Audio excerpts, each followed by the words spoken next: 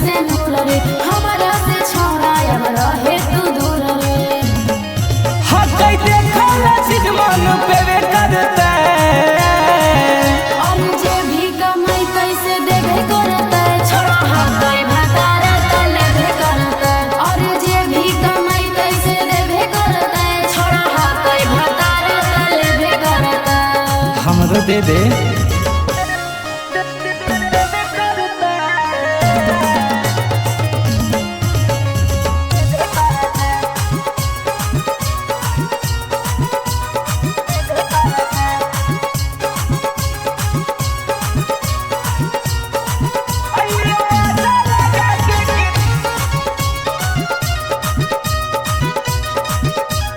एके आगे बंधन के काहे करो ही निराश गे, मिलल हो मौका आगे देना पास गे। हटबे कि ना हगे सटे रे अरे भूल जो पहिल का सब हो नहीं कबूल रे, सूरज बिहारी से करबो नहीं भूल रे।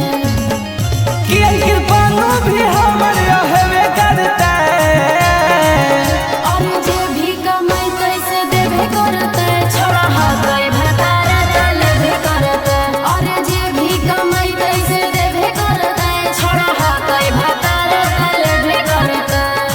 अगे हमरो दे दे, घटे वाला चीज थोड़ी है।